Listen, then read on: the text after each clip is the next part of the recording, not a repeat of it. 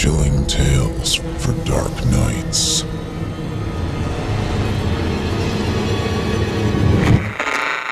Want to make sure you never miss a Chilling Tales for Dark Nights video again? Be sure to subscribe and hit that bell to turn on notifications. The following interactive performance is a first-round entry in Chilling Tales for Dark Nights' 4th annual Evil Idol voice acting competition. And you, listener, get to help decide who advances to round 2. Voting is simple. Following the performance, simply click the thumbs up icon on this video if you'd like this contestant to move forward, or the thumbs down if you'd like to see them be eliminated. Voting on this entry will conclude 1 week after the date of its posting. Thank you, and good luck to all of our contestants. Ghost Hunters wanted. No experience needed. That's what sucked me into all this. That stupid ad. They even used the Ghostbusters logo. Totally illegal, sure, but it's a Facebook ad and who cares, right? The familiar logo caught my eye, the text made me laugh, and I thought, sure, why not? And I clicked their stupid ad. Past Owners. That was going to be the name of their show. Well, show. It was going to be a YouTube channel. You know the shtick. Going into haunted properties, talking up the murderous history, getting excited every time there's a squeak or draft. Kiana was convinced that she had a new angle, though. Nothing to do with ghosts at all. Her hook was SEO and targeted marketing. She was fresh out of some ad school and was full of ideas about how to reach untapped markets and build a following. Her idea was this. Even people who don't care about haunted houses in general care about haunted houses in their town, right? People like hearing about themselves, and their hometown is enough of a part of themselves to scratch that itch. Kiana was sure that through keywords and location-specific ads, we could pitch each episode of the show to locals. People who weren't already burned out on the whole ghost hunting thing. I was skeptical, but she was offering a regular paycheck, and it sounded like fun if nothing else. The no experience needed in the ad was because she'd already lined up her camera guy and tech folks. All she needed was a gopher to do, well, everything else. I had one big question for Kiana before I joined up. Do I need to believe in ghosts for this? She laughed. Definitely not. Only Emmerich does, and nothing against him, but we don't need 2 Emmerichs around here. That's for sure. So, I signed on as van driver, cord carrier, coffee getter, and general stuff doer. The team was small. Kiana, Moret, 2 guys named Jeff, and Emmerich. Everyone seemed genuinely pleased to have me on the team, and I was happy to meet all of them. Especially Moret, who was smoking hot. She was the one who was going to be in front of the camera, so it made sense. Plus, she had this accent. Man, definitely convinced me that Kiana was going to be able to sell this show. That's all I'm saying. The Jeffs were in charge of cameras. Everyone called them Stan Jeff and Sit Jeff to tell them apart. Stan Jeff was the guy who worked the standard camera, the kind you carry around to film people with. Sit Jeff dealt with all the remote cameras. His whole deal was run from a control center, keeping tabs on a dozen different screens at once. Different skill sets, both camera-based, both named Jeff. I asked Stan Jeff if we could call one of them by their middle name or something, and he looked disgusted. Yeah, you could. Except his middle name is Jeff. Wait, he's named Jeff? No, he's named Mark. He just goes by Jeff to tick me off. He won't even respond to Mark now. If you don't call him Jeff, he just pretends he didn't hear you. Well, do you have a middle name? Stan Jeff looked offended. Screw that. I'm not letting him steal my name. I was Jeff first. And then there was Emmerich. Everyone else was mid-20s, I'd say, maybe 30 for Stan Jeff, but Emmerich had to be 50. And a hard-worn 50 at that. He was a happy guy, always smiling, but he looked like he'd spent his entire life outdoors and only found out about sunscreen last week. His skin was weathered and wrinkled like a broken-in baseball glove. His hair was close-cropped and bristly. He looked kind of like Michael McDowell, only if he were a walnut. Emmerich was responsible for all the weird tech. EMF meters, infrared stuff, Geiger counter, defibrillator, regosser. Don't quote me on the names of this. He lost me like 6 words in. Whatever weird stuff might pick up a ghost, Emmerich had it and knew how to use it. Between his hard-sided cases and Sit Jeff's bank of computers, the 12-passenger van barely had room for the 6 of us to sit. You think this stuff can really pick up a ghost? I asked him. Another skeptic, I see. I mean, yeah, people die all the time, everywhere. I really think I would have seen a ghost by now if they existed. Perhaps you have. Not all hauntings are equal, you know. Haven't you ever felt something watching you when you were alone? Or suddenly had your mood shift for no reason? Those are your ghosts? They're gonna make for some pretty lousy TV.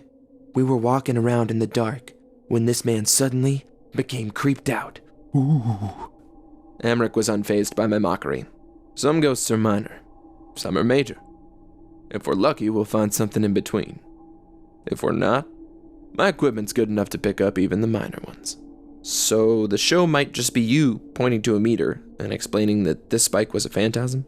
He shook his head vehemently. Trust me, we see a phantasm, you won't need an explanation from me. Like I said, not all hauntings are equal. Your standard phantom, that's just a lost scrap of a person. You might not even know it's there without some serious equipment like mine. Temperature changes, tingling sensations, that's about as far as a phantom can go. A phantasm now, that's a full-fledged evil location. It's a space-bending, time-dilating, hallucinatory murder waiting to happen. Phantasms are sentient and sadistic. They will lure you in, chew you up, and swallow you whole. You spot a phantasm, you drop everything and run. If you still can. Emmerich was staring me dead in the eyes. I opened my mouth to make a joke, but nothing came. Check, I said instead. Gotcha, noted. I didn't get it, of course. But then again, Emmerich still came along. So maybe even he didn't really get it then. It was our first location. Kiana had found this amazing place outside of town. A full-on mansion called the McDermott House. It had some kind of intense past. 150 years old since old man McDermott murdered his whole family and stuffed himself up the chimney. Ghost haunted the attic, stared out the window forever. I don't know. I wasn't listening. I mean, I was listening, but Marette was reading, and so actually I was just listening to her accent and imagining other words. I kept the van on the right side of the road and got us to the McDermott house without incident, so whatever. I think I did fine. The setup went like setups do. Emmerich and Jeff and I hauled heavy stuff into various locations around the house and ran cables as inconspicuously as we could. Jeff got a bunch of shots of the outside of the house and then filmed Marette talking about the history of the place. Kiana helped Jeff get everything up and running, supervised Jeff's camera work for a bit, and then probably took a nap or something. I don't know what producers do. She wasn't helping me haul equipment. That's all I know. Once everything was set up, we all ditched and went out to a nearby pizza joint to get dinner. Kiana wanted to wait until sunset to get started, so we ate dinner and cracked jokes until dusk, then headed back to the house.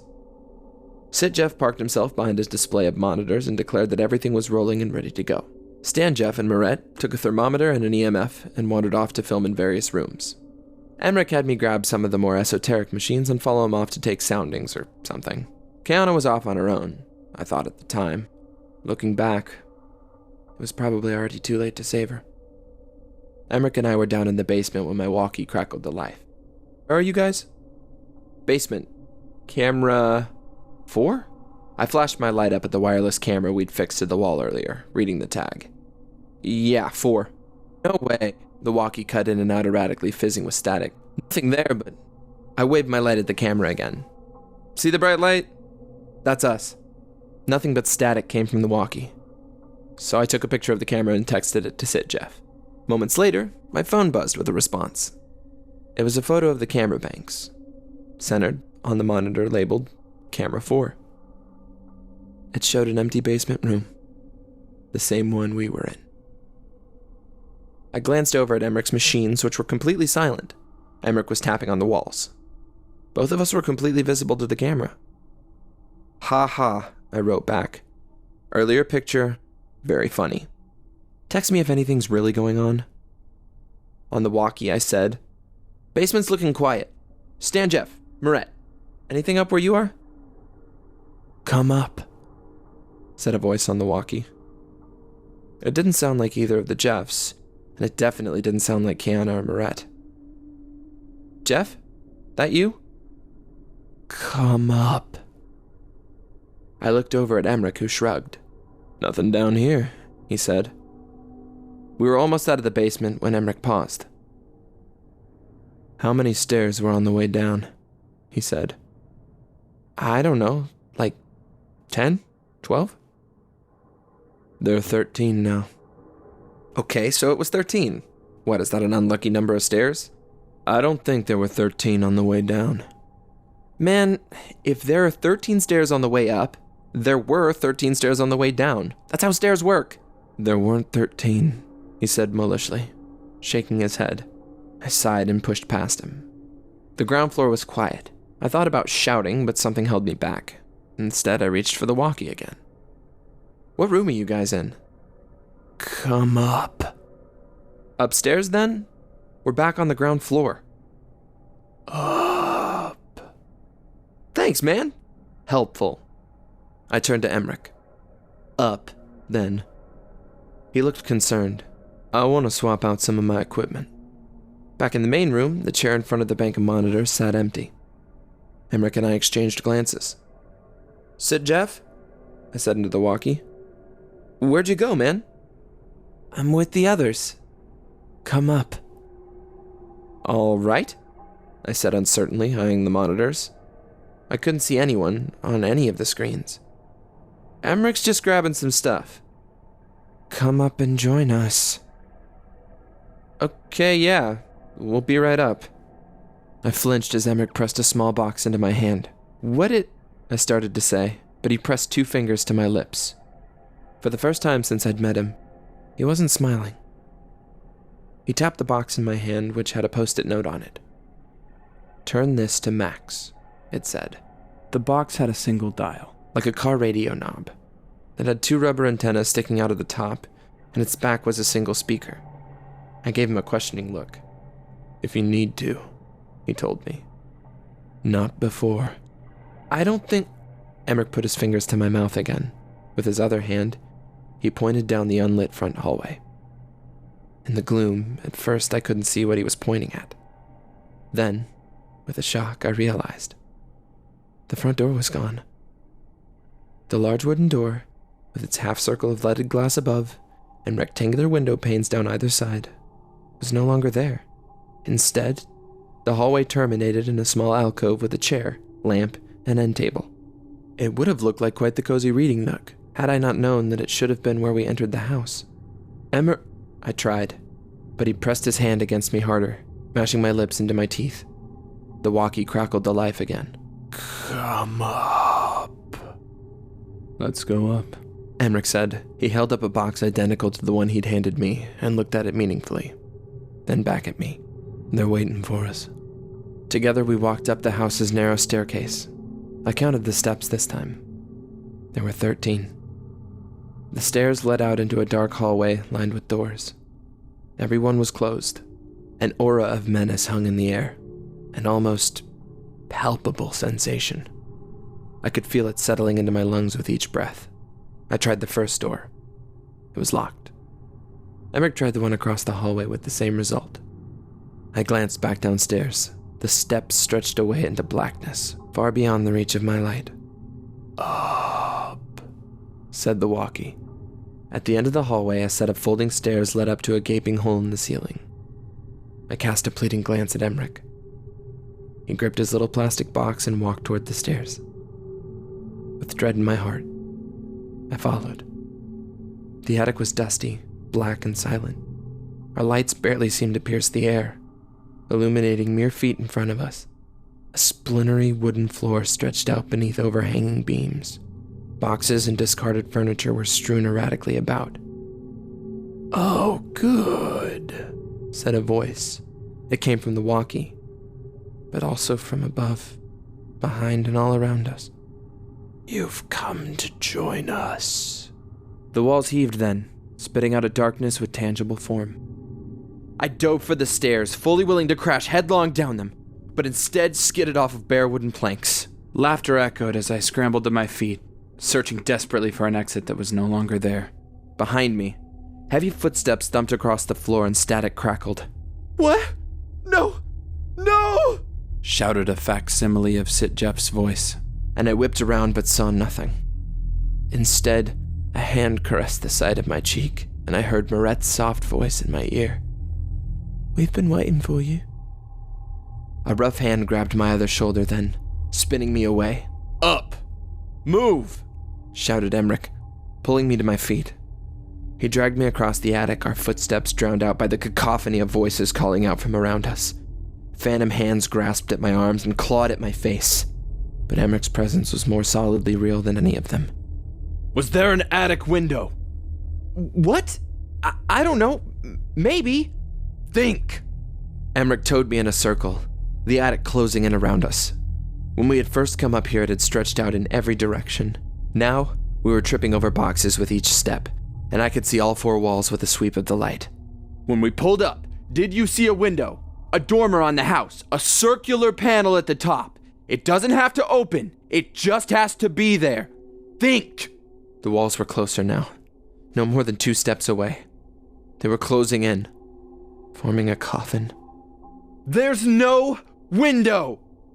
There were no windows. There were no doors. There was no escape. "Not is, was. Was there a window? I don't..." And then a scrap of memory caught my attention.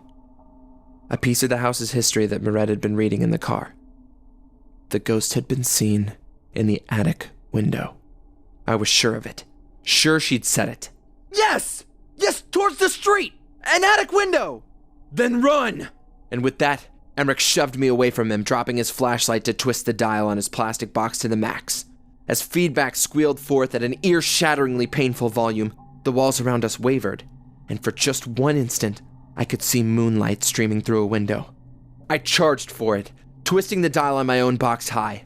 A tortured electronic scream shrieked forth, holding back the walls as I dove bodily into the window, smashing through it into the wide-open night.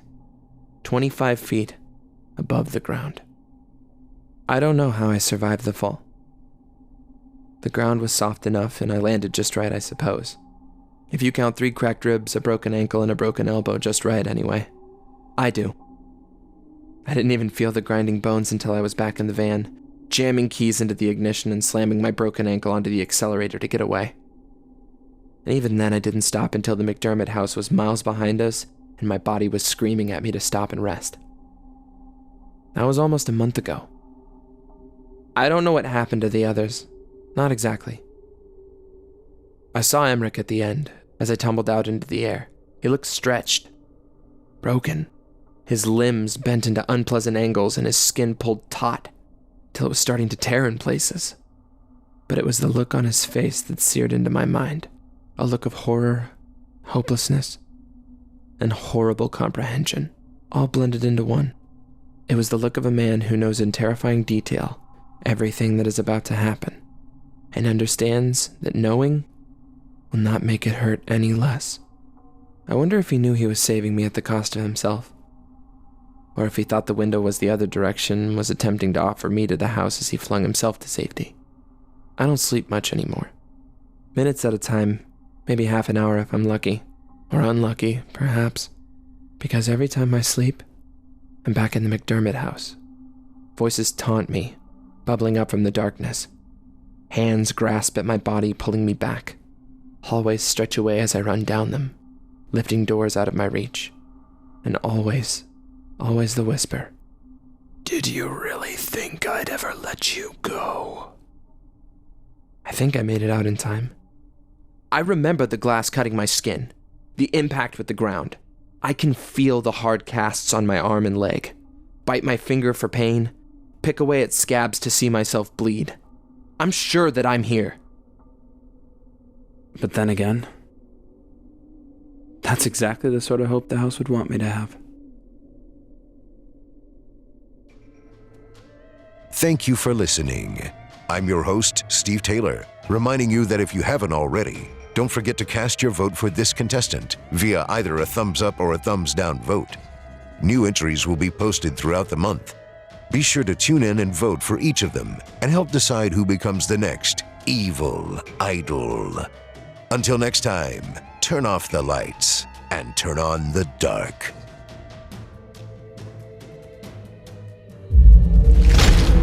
Chilling tales for dark nights.